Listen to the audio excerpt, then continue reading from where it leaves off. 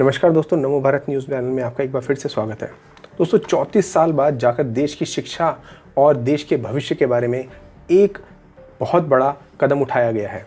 इससे पहले कभी इस बारे में सोचा तक नहीं गया था, जिसके तहत पूरी शिक्षा व्यवस्था को ही अब बदल कर रख दिया गया है। कोरोना काल में सरकार और जनता दोनों को समझ में आया कि शिक्षा व्यवस्था में एक व्यापक बदलाव की आवश्यकता है, जिसे पिछली कांग्रेसी सरकारों ने कभी बेहतर करने की सोची ही नहीं थी, क्योंकि वो खुद मैकॉले की शिक्षा व्यवस्था में ही विश्वास रखा करते थे, जहां देश में पढ़े लिखे मूर्खों की खेती की जाती थी और फसल पकने पर विदेशों में बढ़िया दामों पर इस फसल को बेच दिया जाता था। और भारत में रह जाते थे केवल ऐसे पढ़े लिखे अनपढ़ जिन्हें बैल की तरह हाँका जा सकता था और केवल नौकर बनाया जा सकता था। और इसीलिए हम हर किसी पढ़े लिखे का सपना नौकरी करना हुआ करता था। कोई भी स्वरोजगार सर्जन के बारे में सोचता तक नहीं था।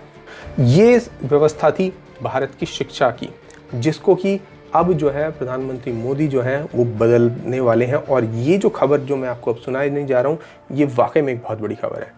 दोस्तों आपको बता दूं, जब अंग्रेजों ने मैकॉले को भारत बुलाया और यहाँ के बारे में रिपोर्ट बनाने को कहा था, तो उसने कहा था कि मैं इस देश के चारों कोनों में गया हूँ, मुझे यहाँ पर कोई भी भिखारी नहीं मिला है, यहाँ पर कोई मदिरालय नहीं है और गाँवों से ज़्यादा गुरुकुल हैं। इसका मतलब है कि यहाँ कोई भी अनपढ़ नहीं है। यदि इस देश को हमें गुलाम बनाना है तो सबसे पहले इनकी शिक्षा व्यवस्था पर आघात करना होगा और ऐसे पढ़े लिखे अनपढ़ तैयार करने होंगे जो देखने में बिल्कुल भारतीय होंगे, मगर अंदर से वो अंग्रेज होंगे, जो हमारी शासन व्यवस्था को चलाने में हमारे औजारों का काम करेंगे। और तब ही ये हो सकता है कि हम इस देश पर राज कर सकें और इसमें सफल हो सकें।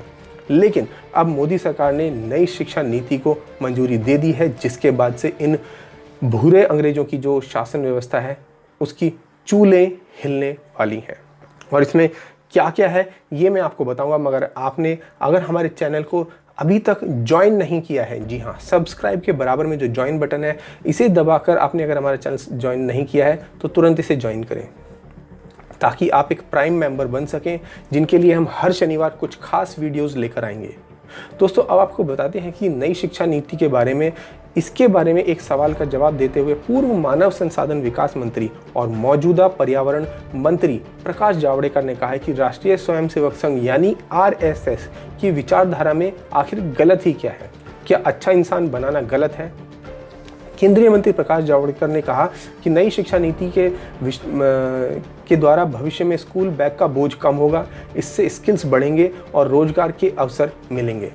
विकल्प के रूप में स्थानीय भाषा भी रहेगी। इसके जरिए भारतीय भाषाओं को प्रोत्साहित किया जाएगा।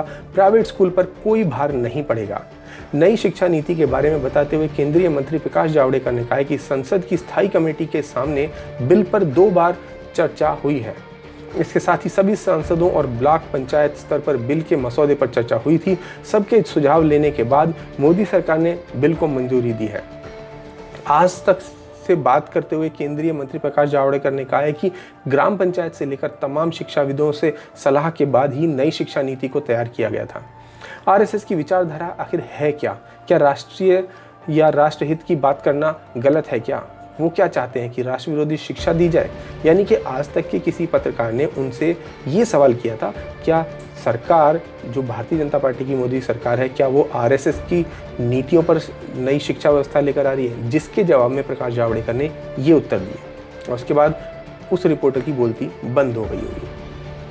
अब जो नई शिक्षा नीति है इसके बारे में समझ लेते हैं। ड्राफ्टिंग कमेटी चीफ कस्तूरी रंगन इस बारे में कहते हैं और बोलते हैं कि कोई इसमें कुछ भी किसी के ऊपर नहीं थोपा जाएगा, ना ही कोई भाषा किसी के ऊपर थोपी जाएगी। मोदी सरकार ने बुधवार को जो नई शिक्षा नीति पर मुहर लगाई है, करीब 2 लाख सुझाव के बाद जो है ये नई शिक्षा नीति तैयार की गई है। अब 10+2 को अलग अलग प्लेटफॉर्म में 5+3+3+4 के फॉर्मेट में बदल दिया गया है। यानी कि पहले जो शिक्षा व्यवस्था थी इसमें सबसे ज़्यादा जो इम्पोर्टेंस हुआ करती थी और जो सबसे ज़्यादा दबाव हुआ करता था, वो दबाव केवल 10वीं और 12वीं के छात्रों पर हुआ करता था, जिसका दबाव कई बार कुछ कमज़ोर छात्र झेल नहीं पाते थे। लेकिन अब इस व्यवस्था में 5+3+3+4 के फॉर्मेट में इसको बदल दिया गया है। अब स्कूल के पहले 5 साल में प्री प्राइमरी स्कूल के 3 साल और क्लास 1 और 2 सहित फाउंडेशन स्टेज शामिल होंगे। फिर अगले 3 साल को क्लास 3 से 5 की तैयारी के चरण में विभाजित किया जाएगा। इसके अलावा शिक्षा प्रणाली को लेकर कई तरह से परिवर्तन किए गए हैं। सभी इंस्टीट्यूट्स के लिए एक एंट्रेंस एग्जाम होगा और क्षेत्रीय भाषाओं में भी ऑनलाइन कोर्स अवेलेबल होंगे। 2030 तक हर जिले में या उसके पास कम से कम एक बड़ा मल्टी सब्जेक्ट हाई इंस्टीट्यूशन होगा, जिसका मतलब है कि अब तक्षशिला जैसे विश्वविद्यालयों को, जिन्हें हमने इतिहास में खो दिया था, उसी पद्धति पर नई शिक्षा व्यवस्था तैयार की जाएगी और गुरुकुलों के आधार पर ही आधुनिक शिक्षा प्रदान की जाएगी। इस पर बुधवार को जारी हुई इस नीति के बाद से ही भाषा को थोपने का आरोप जो है सरकार के ऊपर मढ़ना शुरू हो गया। वो तो निश्चित ही था, कांग्रेसियों का और कोई काम नहीं है, विपक्ष का कोई और काम ही नहीं है। उनको मौका चाहिए कि जब भी सरकार जो है कुछ अच्छा काम करने जाए तो पहले से पहले उसमें अड़ंगा लगा दिया जाए। अब और कुछ नहीं मिला तो क्योंकि सरकार ने हर राज्य में हर स्थान पर जो वहाँ की लोकल लैंग्वेज है उसमें शिक्षण का प्राप्त करने का जो व्यवस्था प्रदान करी, तो इसमें यह आरोप लगने लगा कि जो व्यक्ति है या कोई बच्चे हैं उनके ऊपर लोकल भाषा को पढ़ने का जो है दबाव डाला जाएगा। यानी कि मान लीजिए मैं अगर उत्तर प्रदेश से आता हूँ और मैं महाराष्ट्र में जाकर रहने लगता हूँ तो मुझे मराठी पढ़ना ज़रूरी हो जाएगा। तो इसमें गलत भी क्या है? यदि मैं महाराष्ट्र जाकर रहता हूँ और मुझे वहाँ की लोकल लैंग्वेज नहीं आती तो क्या मुझे वो नहीं पढ़ना चाहिए? क्या मैं जब ब्रिटेन जाऊँगा या अमेरिका जाऊँगा तो वहाँ पर मैं क्या वहाँ के जो नेटिव लोग हैं उनसे हिंदी में बात करूँगा? या तो वो मेरे लिए हिंदी सीख लें या फिर मैं उनसे बात करने के लिए इंग्लिश सीख लूँ। ठीक इसी प्रकार से किसी भी व्यक्ति को वहाँ की लोकल लैंग्वेज में पढ़ाई करना आसान होता है। अब क्योंकि इसमें स्थानीय भाषाओं को महत्व देने की बात कही गई है, इसलिए ये सब हंगामा खड़ा कर दिया गया। इस विवाद पर अब शिक्षा नीति का ड्राफ्ट तैयार करने वाली कमेटी के चेयरपर्सन के कस्तूरीरंगन का बयान सामने आया। उन्होंने कहा कि किसी पर भी कोई भाषा नहीं थोपी जा सक रही है और के कस्तूरीरंगन की ओर से कहा गया है कि नई शिक्षा नीति में अलग अलग भाषाओं पर ही जोर दिया गया है, किसी पर कोई भी भाषा थोपी नहीं जा रही है। हालांकि छोटे बच्चों को शुरुआती लेवल पर स्थानीय भाषा में पढ़ाई पर उन्होंने कहा कि इससे बच्चों को सीखने में आसानी होगी और उनका ज्ञान बढ़ेगा।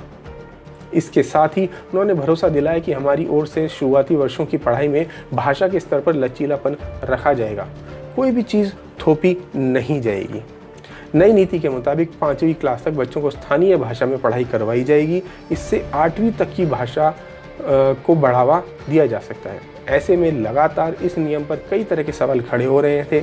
बता दें कि इससे पहले कई बार 3 भाषा के फॉर्मूले पर विवाद हुआ था, जिसमें दक्षिण के राज्यों की ओर से आवाज़ उठाई गई थी। हालांकि स्थानीय भाषा के सिस्टम में राज्य सरकारों को क्षेत्रीय या फिर राज्य की भाषा में शुरुआती पढ़ाई करवाने की इजाज़त होगी। आपको बता दें कि मोदी सरकार ने बुधवार को ही नई शिक्षा नीति जारी की है और इसे 34 साल बाद शिक्षा नीति में इतना बड़ा बदलाव कहा गया है। सरकार की ओर से शिक्षा नीति को लेकर 2 समितियां बनाई गई थीं, एक TSR सुब्रमण्यम समिति और दूसरी डॉक्टर के कस्तूरीरंगन समिति। ये 2 समितियां बनाई गई थीं जिनके सुझावों के आधार पर ही नई नीति में बदलाव किया गया है और ये बदलाव बेहद ही आवश्यक भी था दोस्तों, क्योंकि जब से अंग्रेज इस देश को छोड़कर गए हैं तब से इस देश की जो शिक्षा व्यवस्था है वो सबसे पिछड़ी हुई शिक्षा व्यवस्था है। आप आज भी देख लीजिए, चाहे ब्रिटेन हो, जर्मनी हो, इटली हो, फ्रांस हो, कोई भी देश देख लीजिए भारत को छोड़कर, वहाँ पर जो शिक्षण का स्तर है वो हमारे शिक्षण के स्तर से बहुत ऊपर का है।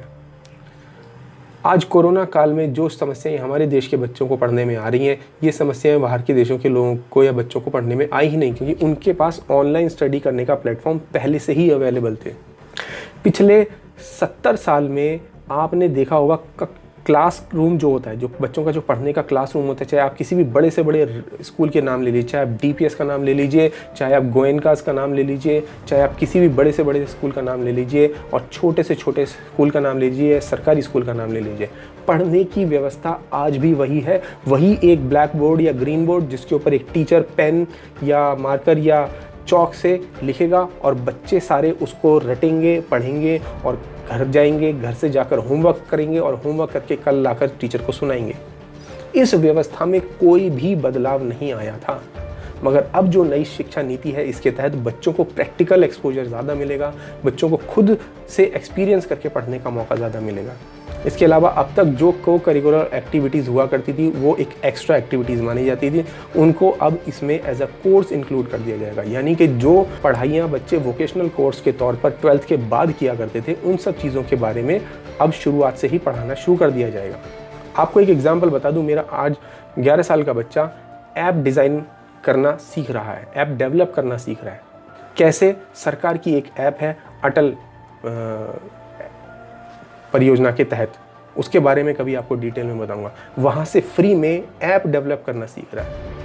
कोई नहीं सिखा रहा, ऑनलाइन बैठता है, सरकारी साइट है, उस पर जाता है, रोज़ पढ़ता है और रोज़ एक ऐप क्रिएट करता है। तो दोस्तों, सरकार ने नीतियाँ लाई हैं, बनाई हैं, इनको हमें समर्थन देना चाहिए। आपका इस पर क्या विचार है, हमें कमेंट बॉक्स में लिखकर जरूर बताएं। धन्यवाद। जय हिंद। वीडियो को लाइक, सब्सक्राइब और शेयर करना ना भूलें। अपने विचारों को कमेंट बॉक्स में लिखकर हम तक जरूर पहुंचाइए।